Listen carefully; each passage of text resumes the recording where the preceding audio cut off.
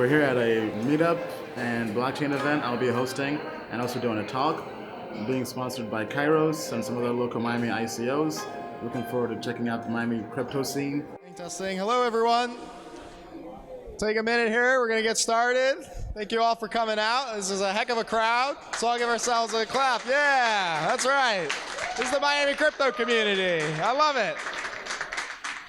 So again, thank you all for coming out. My name is HEREIN. I'm one of the partners at Security Token Partners. We're an end-to-end security token offering advisory and investment firm. We advise and invest in our clients, helping them with the engineering process, the economics, the issuance, the exchange listing end-to-end. And today we're very excited to introduce Ian Balina, one of the famous crypto influencers, and I'm sure all of you know. And without further ado, I'm going to hand it over. Hello, Miami. You guys can be louder than that. Come on now. I'm going back to DC. Hello, Miami. All right. Great turnout here. Wow, wow. I just want to say thank you to STP partners, HEREIN, Mario, the whole crew, Pigeon Lee, Kairos, and GraphPath. I'm getting it. All right. So I'm glad to be here, guys. As you guys know, we've been doing a whole cryptocurrency world tour, right? We spent 2 months in Asia, some parts in LA. Now we're about to go to South America. Who here is from South America? Show of hands. All right, represent. All right, so I was like, you know what? We're going to Colombia, then we're going to, all right, Colombia, all right? And I was like, you know what? Let's stop by Miami, because almost every flight in DC to South America goes through Miami. And I'm like, if I'm going to Miami, I'm going to stay in Miami and enjoy Miami for a few days. All right? So I'm glad to be here. Glad to be here with you guys. As you guys know, crypto family everywhere. All right? Everywhere you go, so many amazing people in this industry, this culture. Right? Everybody here has the same goal. Right? To the moon. Right? To the moon. All right? So I'm glad to be here. I'll be doing a brief presentation on kind of what I call token metrics, a data-driven approach, right? This is the same presentation as my video on YouTube, right? With a few updates, I believe. Then the rest is just going to be typical AMA, right? You guys ask me any questions, and hopefully we can offer as much value as possible. Then we'll have the panel discussion with all the Miami local ICOs, or I guess local blockchain startups, excuse me, all right? And then from there, just enjoy Miami, all right? Let's play a game, though. Who traveled the farthest to come to this event? Just blurt out where you came from. Orlando, Atlanta. Anybody traveled further than Atlanta to come here? Charlotte. Oh, wow. Anybody travel further than Charlotte to get here? From the moon. Oh, man. I love this guy. All right. From the moon and Charlotte. All right, when you guys, after this event, talk to me, all right? Just want to say thank you guys for being here, for getting on a plane to come here, all right? Let's play a second game. Who traveled the shortest distance here? 6 blocks, 6 blocks. Anybody shorter than 6 blocks? 2 miles? You work here. All right, the guy who works here and you, all right, let's talk as well. All right, just want to say thank you guys, all right? All right, so let's kick things off on the agenda. So I'll go through who I am for those who don't know who I am.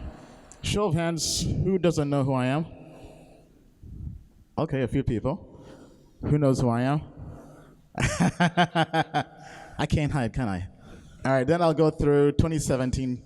Actually, I'll talk about 2018, right, because we are in 2018, all right, and how I think ICOs are changing, right, and how the entire industry and regulation is affecting it. Then I'll go through token metrics, then Q&A. Next slide, please. Disclaimer, guys, I'm not giving any kind of investment advice. I'm just sharing my personal opinion, my personal experiences. I am not customizing this to anybody else's lifestyle or investing background. Right? Please consult your legal and financial advisors. Right? Read this when you get a chance. Right? And yeah, guys, ICO investing is risky. You can lose all your money, right? Just do your research, right? SEC has guidelines, even has posts explaining how to do proper research, right? And I definitely advise you guys to go read that. And as you guys know, if you take any L's, don't mention my name. All right, next slide, please. All right, so who I am. Who is Ian Balina? All right, quick summary. All right, I have a background in engineering. I was a developer. I'm an entrepreneur. I'm an investor now. Right now, I'm a full-time cryptocurrency investor, mainly focused on token sales and blockchain startups. I invest globally. I'm always traveling around the world, meeting new projects to invest in. All right, went to Tokyo, met Telcoin, went to Korea, almost got into Eden Chain. All right, had to pull out of that one. Went to Australia, met the Haven team. Right, I love going around the world and trying to find those diamond in the roughs, right? Trying to find the next Wabi. All right, shout out to Mario, advisor of Wabi in the building. All right, but anyway, I have no issue traveling around the world trying to find the next hot startup. All right, if it happens to be in Miami, hopefully we can find it here today. All right, but prior to that, though, I was working 4 years at IBM. My last year there, I was a North America open source analytics sales executive. Prior to that, I was IBM Watson analytics sales engineer. Prior to that, I was working at Deloitte. And although I had a great job, I mean, I loved working at IBM, don't get me wrong. Amazing experience, changed my life, taught me so much, helped me go from not knowing anything to learning a lot about business, the world, making stuff happen in the enterprise world. But at the same time, I was in Tokyo. I was there for 2 weeks on vacation, and I just loved the country. I mean, I love Japan, I love Tokyo, I loved Osaka. I told myself, why do I have to go? Why do I have to leave and go back to America? And I thought about it for so long, and I'm like, you know what? It doesn't matter how much money I make, right? I was making 6 figures at IBM. I was like, I'm still a 6-figure slave.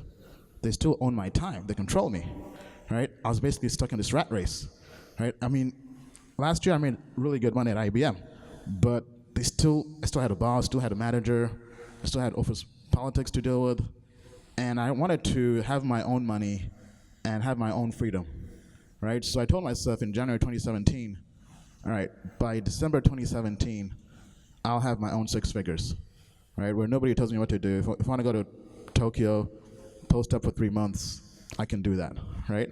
And by September, I quit IBM because I had reached that level. And I saw cryptocurrency investing as the best path to that, right? As an avid entrepreneur, as an avid hustler, I had so many different things I was working on, so many different businesses, right? I've dabbled in e-commerce, Amazon FBA, real estate, Airbnb, short-term rentals, startups, tech startups, right? iPhone apps, all that stuff. And I told myself, none of this is doing as well as cryptos, right? Initially, I was skeptical. I was dabbling my feet, trying to test out the waters. But after I saw Ether go from like $10 to like $25 in a week and a half, I'm like, guys, this is the best chance to make money and best option I see right now to quit my corporate job, to quit the 9 to 5, right? And I went all in, right? All in. I was barely sleeping, right? As you guys know, right? I barely sleep.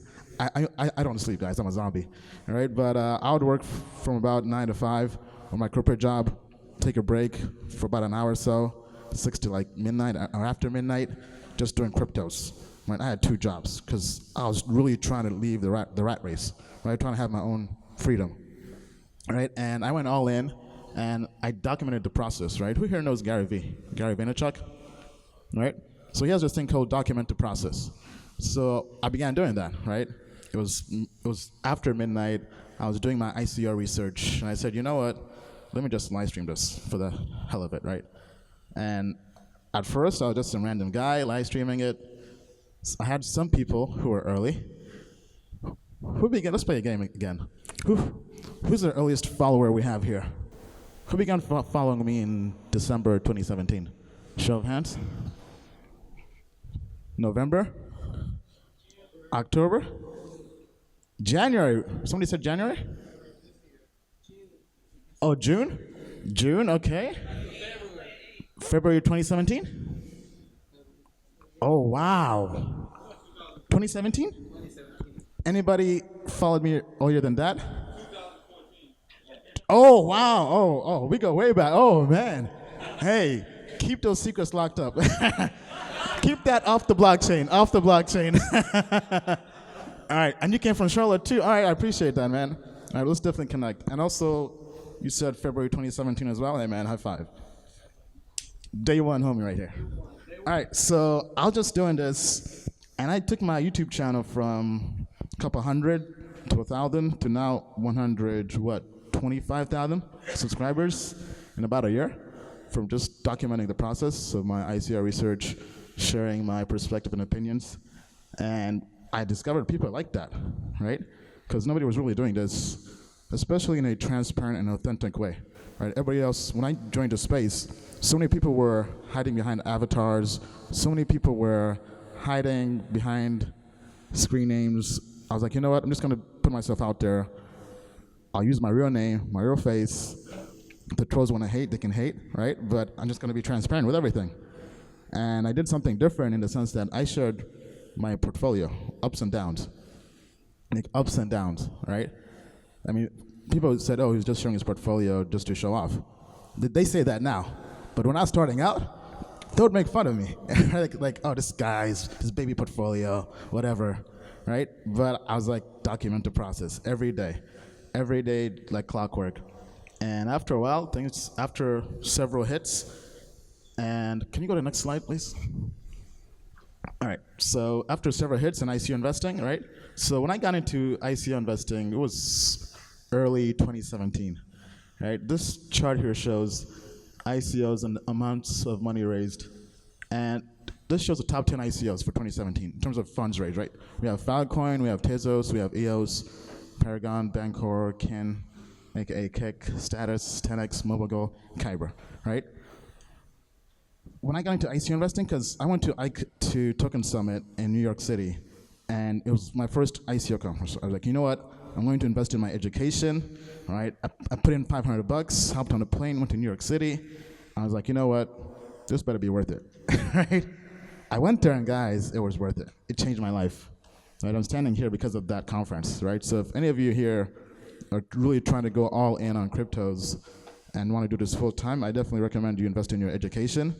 And one of the best ways of doing that is through conferences. All right, so I went to the conference, and back then I was mainly swing trading cryptos, but all the millionaires I met there, millionaires from crypto, right? Most of them made their money from just ICOs, from just hodling ICOs, right? They were part of the Ethereum ICO, part of the MadeSafe ICO, or some other random ICO. And I'm like, you know what? Let me check into ICOs, all right? Because you're basically getting into the ground floor of any project from day one at the best entry, right? I went into ICOs, and initially I was just kind of just gambling, right? I was chasing the hype, chasing the FUD. I mean, or I guess chasing more the hype and any influential projects, right? If Tim Draper backed this, oh, it must be a good project, right? So if you look at this list here, I participated in all these different ICOs or token sales, right? I was part of Filecoin, Tezos, EOS, Bancor, Kin, Status, MobileGo, and Kyber, right? And I had no token metrics. I was just going with my gut, what felt good, what looked good, right? And I discovered I was not close to quitting my job by end of 2017. I was making better than the stock market, but I did not get into cryptos to make what the stock market was making. I was trying to go to the moon, right? In 1 year, all right? And I told myself, there has to be a better way, right? Next slide, please. All right, so this is a picture or a tweet from ICO Alert. Shout out to them. And on November 2017, on the 3rd, 51 ICOs came out in 1 day. That's 51 ICOs in 1 day. And this is how saturated the space is. I mean, everybody is trying to have an ICO. I mean, I came in here, before I even got in, I got pitched an ICO. Right? Like, everybody's having an ICO. Right? So this is not 2015, it's not 2016. Now we're in 2018, so it's even worse, I think, right? So for the person who's trying to go to the moon or trying to go all in on cryptos and do ICOs, especially if you have a day job, You don't have time to read 51 white papers every single day. That's not efficient, right? Your time is valuable. You have family, you have kids, you have other things you want to do, right? You're just trying to make money in an efficient manner. How do you do that, right? So there has to be a way to filter through all these white papers or projects, but not miss those diamond in the rough, not miss those wobbies, right? Those projects nobody's heard of. How do you find those projects still? Next slide, please. So, I love data. I got into analytics because I love basketball. I'm a huge basketball fan. And I was just reading blogs on how people apply analytics with basketball and how that was inspired from baseball from a field called sabermetrics. Who's watched the movie or read the book Moneyball? All right. So, great book, great movie. And I was like, you know what? I've been working with data at IBM. Why don't I look at the data for ICO investing? All right, so I just one day, after midnight as usual, scoured the web and got as much data as I could on all the ICOs that happened, right? And I sorted them based on the ones that had the highest ROI. Then I noticed patterns, right? So next slide, please. As I noticed patterns, right? So this is my spreadsheet that's now gone viral, and who's not heard of my spreadsheet? A few people? All right, so this is how I was out there gathering data on all these different ICOs, and I'll gather data such as both quantitative data and both qualitative data points, right? So for example, how much money they raised, total tokens, what percent of tokens was being kept by the team, basically how greedy was the team, what percent was being made available to the public, token price, the ROI of the ICO, the current price, the total cryptocurrency market cap at that time when they had their ICO to what the total cryptocurrency market cap is right now, today, right? So I had all these different data points, including the team. I went through every single team member and checked their background, right? I just went through and just stalked them on LinkedIn to see where they worked, right? Even the advisors, what stage their prototype was. And I noticed these patterns, right? As I got these patterns, I began to build a grading system, right, to figure out, okay, how do I filter through and find, okay, for example, the best ICOs of all time had these particular patterns. How can I now apply this towards new upcoming ICOs? Next slide, please. All right, so what makes a good ICO? We're looking at the data. 9 out of 10 ICOs that did well, right? ICOs that did 1,000x, like Ethereum, Stratus, Neo, Arc, all these different projects, right? 9 out of 10 had a prototype, meaning that they were not just an idea. They were not just pie in the sky, visionaries, people trying to take advantage of the market, right? They actually had some form of execution, where there was a test net, a main net, a alpha, a beta, right? Something that was functionable, right? Then the next big thing was they had what I call all-star teams, right? This is more of a subjective metric, right? But the teams were not just random teams, right? There were people who are credible. They had worked for credible companies before, or had worked for credible projects before, right? This is same thing with the all-star advisors, right? About 6 out of 10, right? And ideally, their cap wasn't so high, right? Because the ROI in terms of where the initial market cap was to where it was after it had a big ROI, right? They didn't raise so much money. So going back to that earlier picture I had big ICOs like Bancor. I mean, now looking at the token metrics, I would have passed on that ICO, right?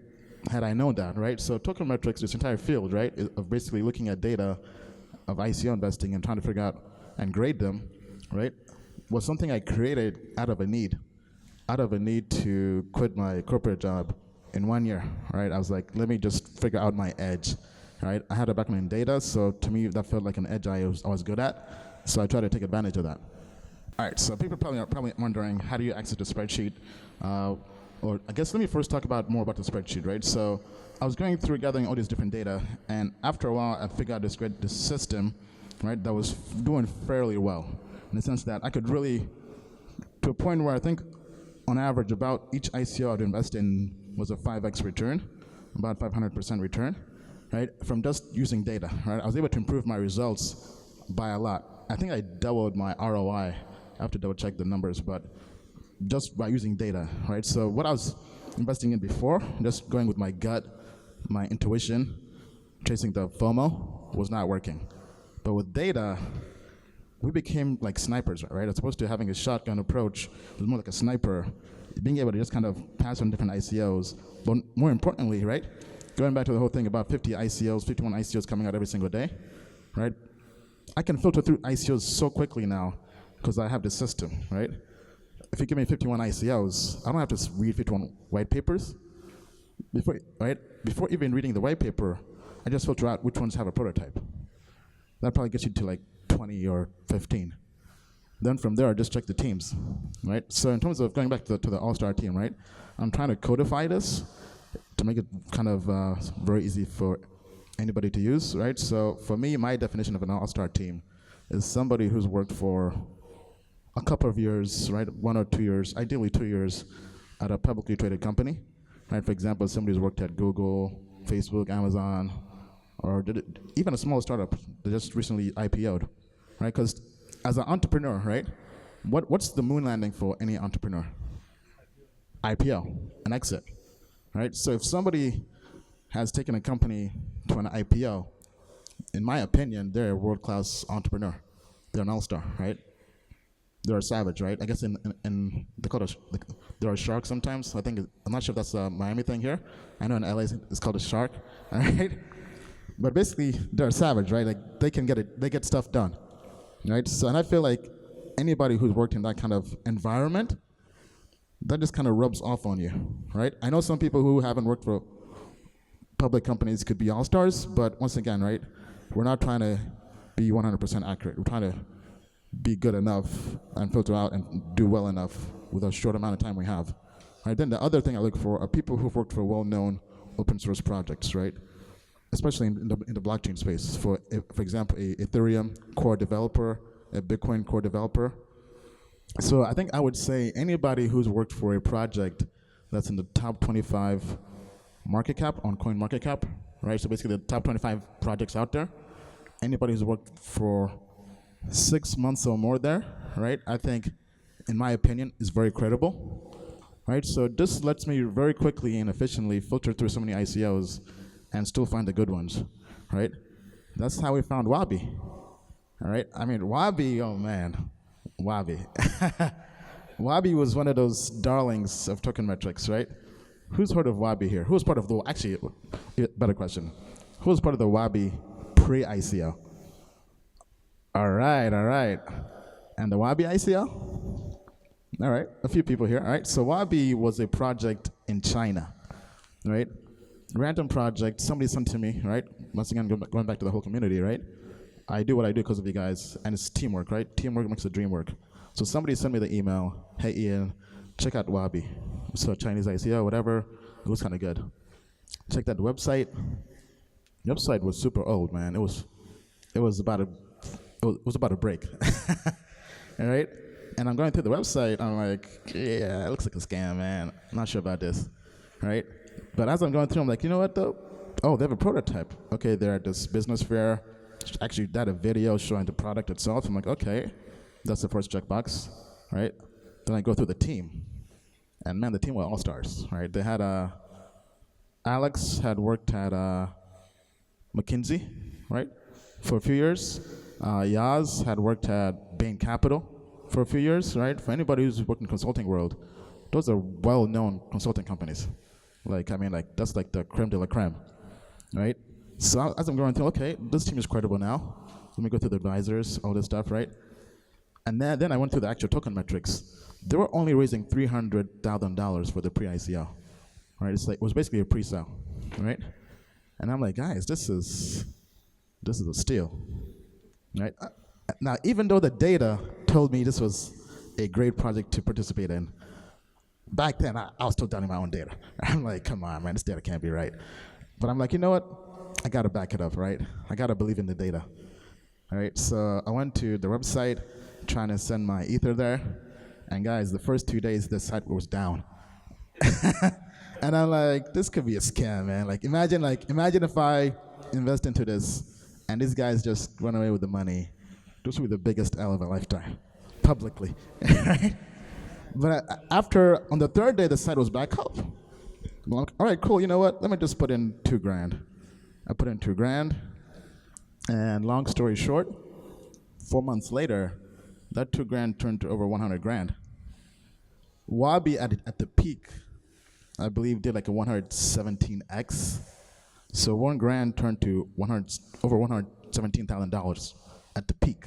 I mean, obviously it came back down with the market, right? But it was a home run, right? And then to kind of go back to token metrics, right?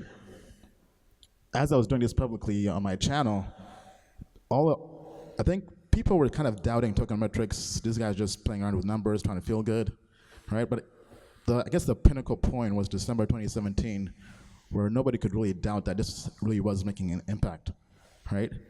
We had 350x ICOs in the same month, right? So that showed that we weren't just one-hit wonders, right? So in December, ICOs I was a part of were Wabi, got listed on Binance. Then ICON came out. ICON at the peak did a 100-something X in the same month, first month of trading. Then Dragon Chain did a 50x plus in the first month of trading. 3 projects, and for the most part, most people were not part of those projects, especially Wabi. Wabi and Dragon Chain were projects that even people, the insiders in the crypto community, ignored. Right, so now we're finding the steals, right, those diamonds in the rough that even the venture capitalists couldn't or won't touch. Right? And that's the true advantage, right? People ask me, hey, this industry is changing, there's lots of big money coming in, how do we still make money? Right? So I think, in my opinion, right, it's better to try to find the Wabis, the Dragon Chains, those low-key ICOs people sleep on. Right? People slept on Dragon Chain because it was an uncapped ICO. They said, oh, this guy is being greedy, trying to raise too much money, I'll pass on it. But with token metrics, I knew that, okay, it's uncapped, but we can still put some kind of value on this project and see what the best valuation is to get in on, right?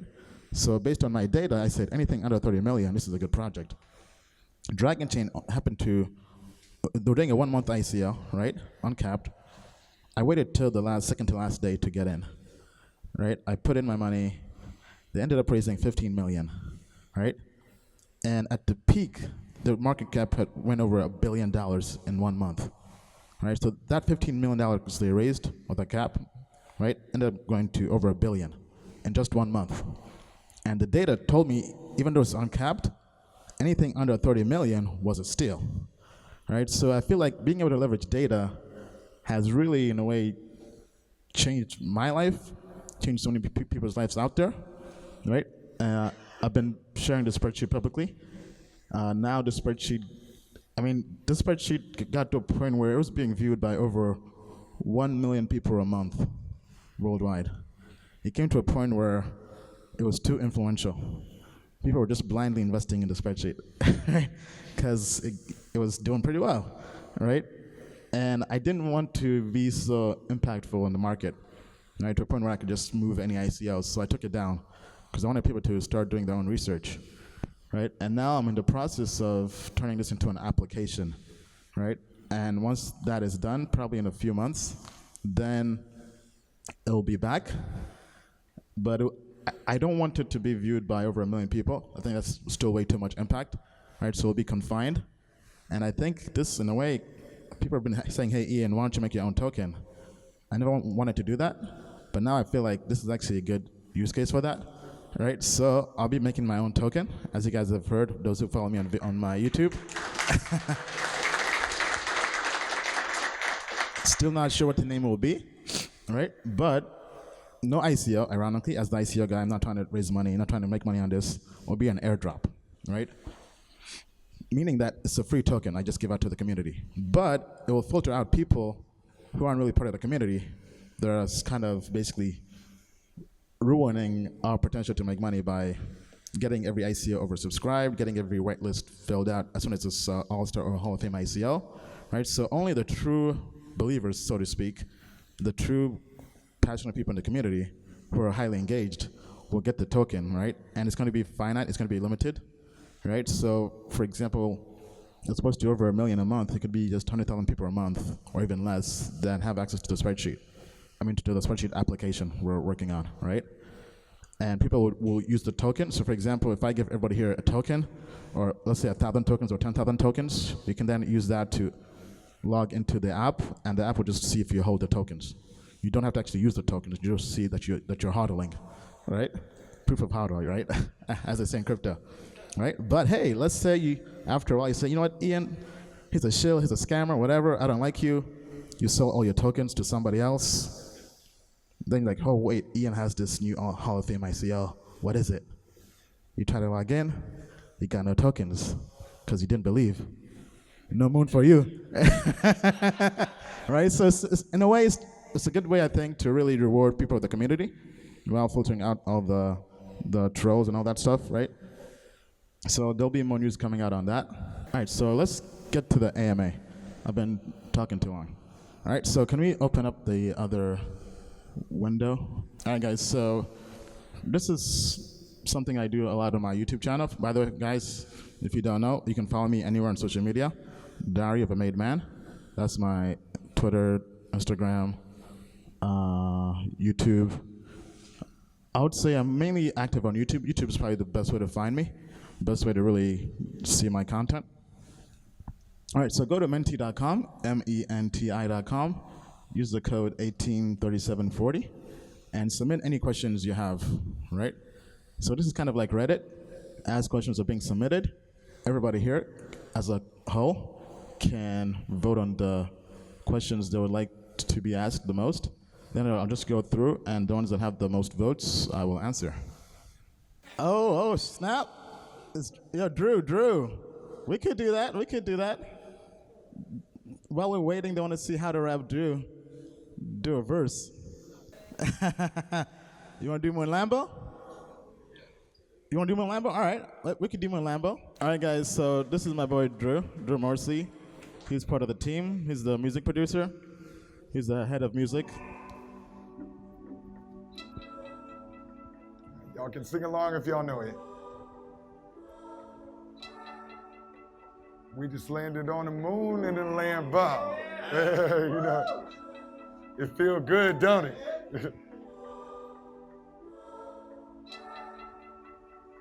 We just landed on the moon in a Lambo.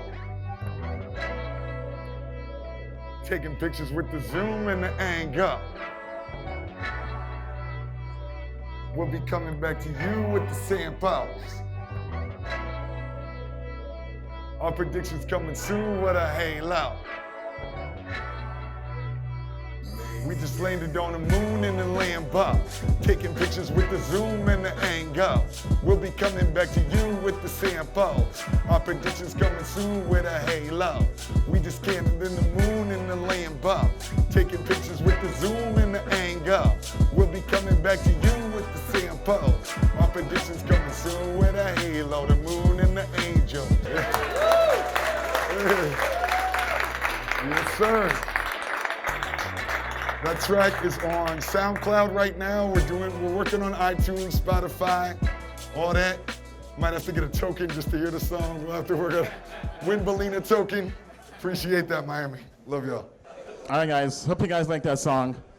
So just to kind of chime in there, right? So you're probably wondering, what's a crypto investor doing making rap songs and videos? Has anybody wondered that, right? Show of hands. All right, I'll tell you why, right? Because I view ourselves as evangelists for cryptocurrency, right? And if this is ever going to go mainstream, we can't just stay in our shells and keep this to ourselves. This can't just be some kind of subculture. We have to really kind of like a virus or memes, right? Go mainstream. We have to reach out to other cultures, other industries, right? And bring crypto to them, as opposed to waiting for crypto to, as opposed to waiting them to come to cryptos, right? For example, we were in DC. Somebody told us they got into cryptocurrency because they heard Nipsey Hussle was doing an ICO, right? One of their favorite rappers, right? Or some people got into crypto because they saw a documentary on Netflix about crypto. Or some people were reading a book on crypto, right?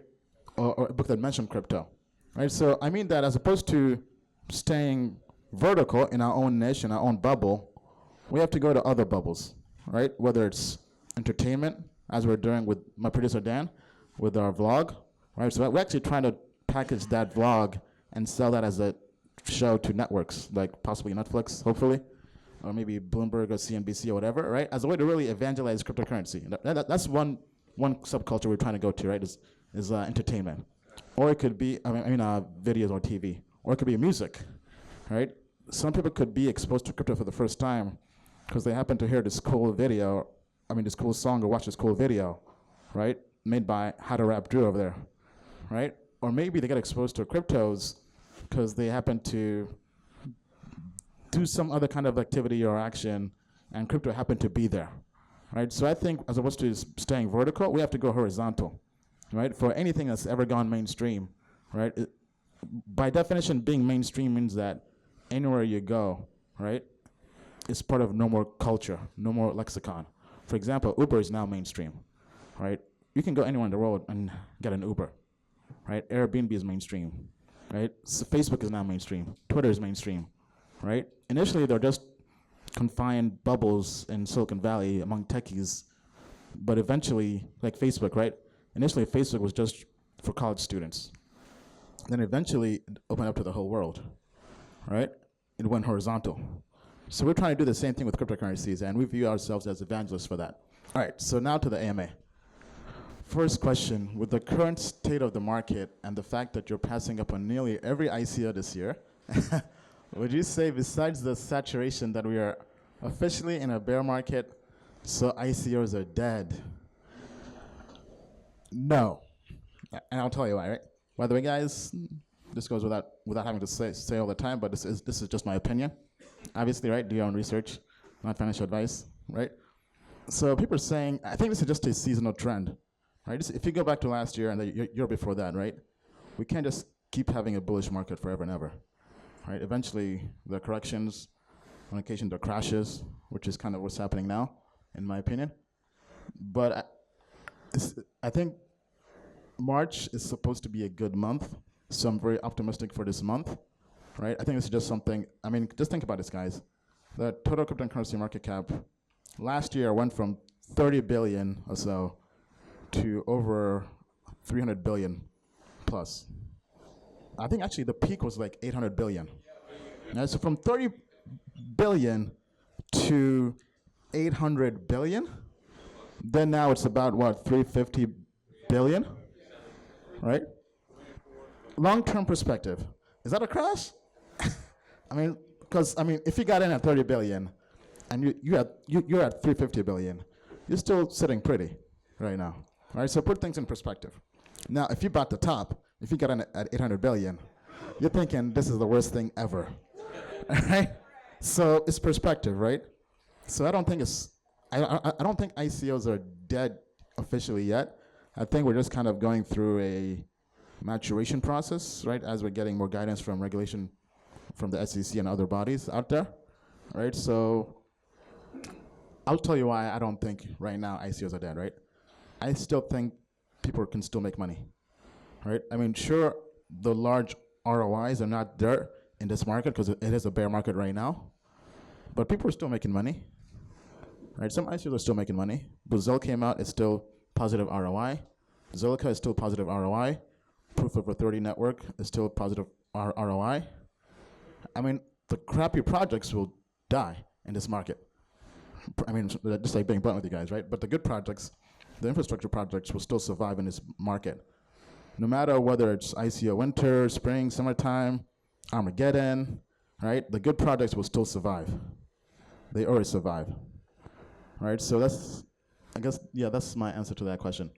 But I'll just tack onto that, right? So for example, the average valuation for a brand new smart contract blockchain platform at the peak, when the market was around 800 billion or so, was over $1 billion in valuation, right? This is a product that has either a testnet or mainnet, right? Brand new blockchain, right? For example,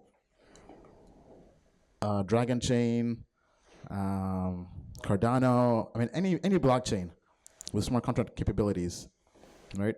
Even some without testnet or mainnet, they're being valued by the market over $1 billion.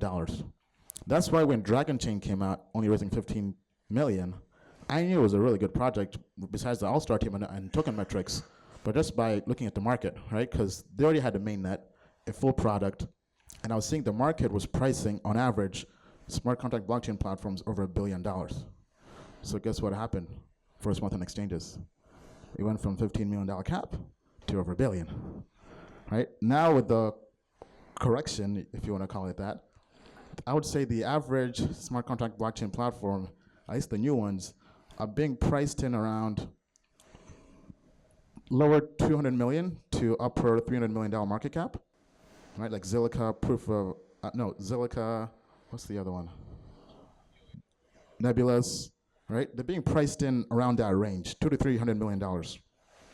Now, if a new ICO comes out and only raises $25 million, and it's a brand new blockchain with smart contract capabilities, with a testnet or even a mainnet, what do you think is going to happen? If the average price, the market is pricing these type of products at is $200 to $300 million, and for me, that would be my target, right? So that means there's a possible 10x in that, even in a bad market. Or I would say once the market recovers, right? Because that's what the market is pricing those kind of products at. Does that make sense? Make sense? Yeah. All right. Next question. In 2017, ICOs were at its all-time high. You could have closed your eyes and just chose any ICO and got a 5x gains. Now in 2018, ICOs is at its all-time low. How will your matrix work or adjust? All right, so I kind of covered this in the last question, right? But I would say, I mean, ideally, when I invest, I'm not really trying to get 5x gains. I mean, in an ideal world, you want 100x returns or higher, right? You want the icon, the Wabi type returns. I mean, 5x is fine. I'll take that any day, right? I mean, I think last year, on average, the average ICO, at least the ones I was investing in, was doing 4 to 5x, right? Which is good, right? Being able to turn $1,000 to $5,000 in about 4 months, right? What's changing? So my token metrics adjust for the total cryptocurrency market cap, right? So for example, as we went from $800 billion to sub $400 billion, right? It got pickier, or I guess more stringent, on how much money ICOs were raising, right? So it was, when the market cap was almost $1 trillion, it was a lot more lenient on ICO raising $50 million. But right now, no way, right? Because the data shows that all the valuations have been decreased by a lot, because there's not as much money in the crypto markets, in the crypto market right now. Right, so I would say that's the change that's happened to token metrics. But I don't think 2018 is going to change anything. If you go back to 2017, guys, October was a horrible month, right? I'd say a few weeks before October and a few weeks in early November was ICO winter. And even then, people were saying ICOs were dead. And then November came back, was a decent month. And then December arrived. I mean, everything went to the moon in December. Right, so it's just, I mean, this regular investing, there are ups and downs. Right, just think of us just riding a wave. Right, so I don't really think, I mean, because from January to now, I think we just had about 2 months of corrections. So I don't really think ICOs are dead. We're just going through a wave. We just happen to be at the bottom of the wave. And I think, is Tyson here? Come here. Hey, but by the way, Tyson is a good friend of mine based here in Miami, business guy from private equity, has a background as a trader. And he told me something pretty interesting last night over dinner. Right? Can you share that about the futures? The future is going to expire tomorrow, right? So there might be a drop within the next 24 hours. Then after that, you should see a rebound. Good 15% next 3 weeks, I'm projecting. So if you make 15%, just give me 5, okay? All right, I mean, so one thing, I'm not really much of an options or futures guy, but he was saying that with options or futures that are now available for Bitcoin, whales and all this big Wall Street money can change the entire dynamic of the market, right? So what was going on before is that people would just buy and then you couldn't short the market, meaning buying the market to go down. So everybody just expecting you just buy it and it keep going up. But I can buy your stocks and then short it for you and make a profit without you knowing, right? So right now, when the futures came out on the Bitcoin, so what's happening is every time it jumped 20-25%, the big boys comes in and then they short it. So they can manipulate the market. So if you're not really watching it, and then you're not an option or derivative trader, you can't project where the market is going.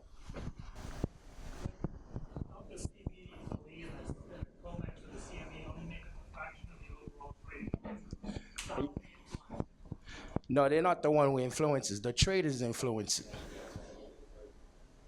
But if I make a comment on that, actually, if you look back over the past couple of months, the most significant single 24-hour drop that we saw since this kind of turnaround in the market was actually the first day that the primary first set of Bitcoin futures expired. Exactly. So whether you want to talk about who does it or who doesn't do it, the fact is it does affect the market. It does. It affects it a lot. So seeing Bitcoin. What's the volume? Huh? What's the volume on the option market right now? On the futures? Yeah. Over 15 million. So just looking at the futures, thinking that Bitcoins would go up from 10,000 to 20,000 in a matter of a month like it used to, forget about that. Every time it jumped, it would drop. So people like me would take advantage of the price. So people like you are gonna hold the bag. So if you don't want to hold the bag, you have to follow it. You can't just buy and hold thinking that it's gonna keep going up. It will go up eventually, but in a matter of time, there will be a lot of fluctuations. I don't think people like hearing that, though. No bag holding. In which 3 platforms I already listed would you invest today looking for 100x, not ICO? Okay, interesting. So which projects, I guess 3 platforms, meaning infrastructure projects? Not ICO. OneChain was an ICO. It's not out yet. So I'm guessing the meaning what's already on the... Who asked this question? Maybe they can give us more clarification. It's already on an exchange. I like proof of authority network, right? It's a fork of Ethereum with a different consensus model, right? Last time I checked, there was under $100 million market cap. Going back to the whole thing of, they have a mainnet. Smart contract blockchain platforms at the peak were valued over $1 billion. So I think when the market recovers, it's gonna go up there. So I think a 10x, in my opinion, this is not financial advice, just me, if I personally were to speculate, right, is possible 100x, maybe long term. But I think the same projects I had as my top projects for 2018, right, all brand new blockchains, no dApps, right, Nebulous, Zilliqa, Archain. Buzel is a good one, definitely. Buzel is on that list, right? If we're talking what's currently on exchanges, I think Buzel, not now, but I think down the line, right? Because they aren't really launching much until Q4. They do have I think, mobile and desktop apps coming out in Q2 or Q3, right? So if I had to pick 3, right? Proof of Authority Network, Buzel, Zilliqa. Zilliqa is a high-speed blockchain, right? And I think it's going to crush it. I don't own any, but it is on my watch list. All right, next question. You cash out your initial investment after 3x, and then 10% every 3x after. That's not true per se. Have recent market conditions affected the strategy? No, I still do the same thing. The only thing that's changed is not every ICO is doing the 3x. But okay, so my strategy, right? So going back to what Tyson was saying, right? Lots of manipulation can happen in crypto markets, right? So if you see the life cycle of any new ICO project, it basically looks like 2 hills, right? First week or first 4 weeks on exchanges, it's basically going up because there's lots of speculation. People that missed the ICO are trying to get in, right? So it typically goes up, right? Then after a while, speculation goes away. People realize there's no update for a while from the team.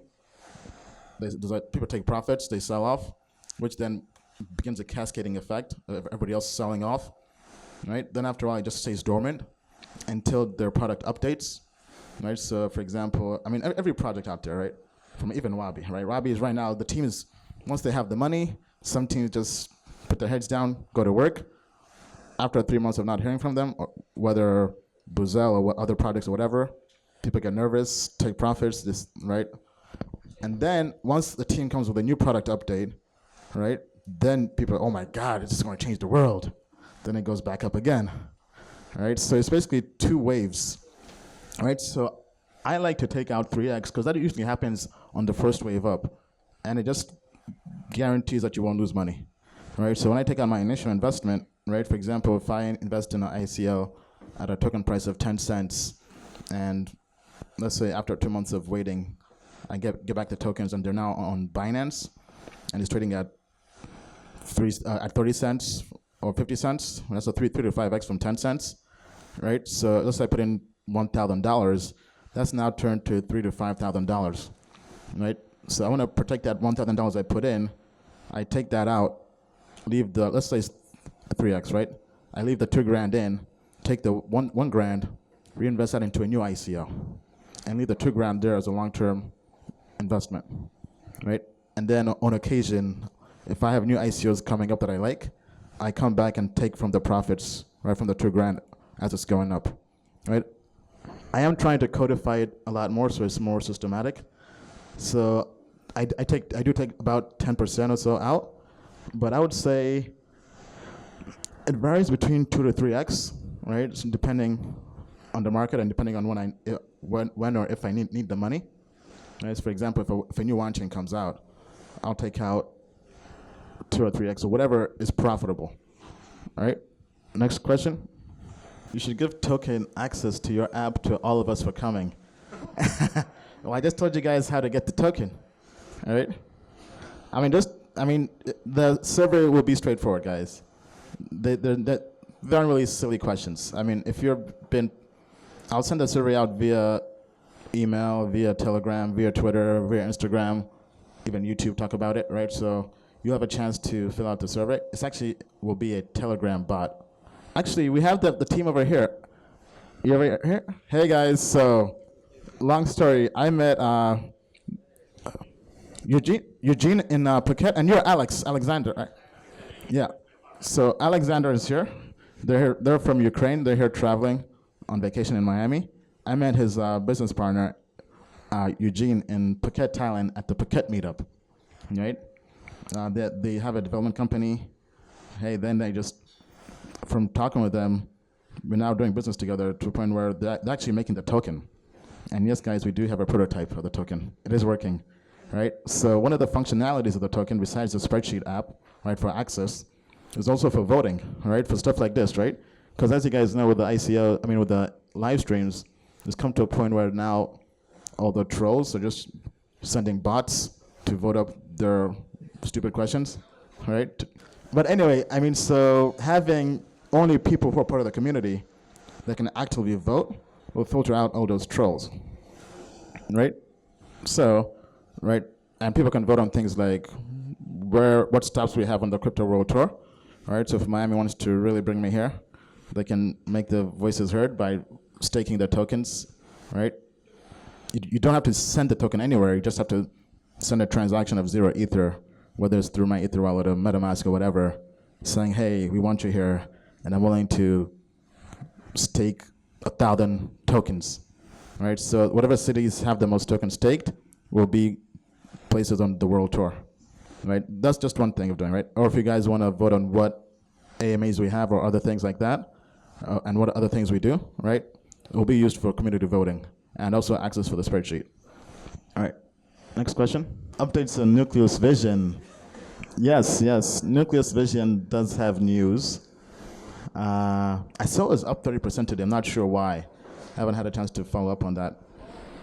But yes, they do have news. They have lots of announcements, but they're actually holding them back.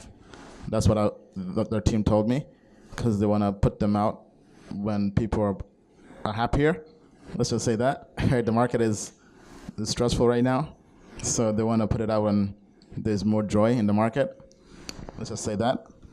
Next question. How does one become an ICO advisor? Any recommendations? Yes, go to a conference. Go to a crypto conference. Just put yourself out there, meet people, right? Take whatever skills you have, right, from your experience, background, and parlay them into offering value to different blockchain startups, right? So, for example, if you're a lawyer, offer your skills to new blockchain startups. If you're a rapper like Drew, offer your services to new blockchain startups for tokens or whatever, right? If you're an accountant, if you're a developer, if you're a marketer, if you're whatever skill you have, whatever you do for work that you love, right? And the best thing to do, I would say, is find a project you like and first do it for free, right? This is the Gary Vee model, right? Do it for free, build up a portfolio, then eventually that portfolio, if it's good enough, if your work is good, people will come to you. Thank you, guys.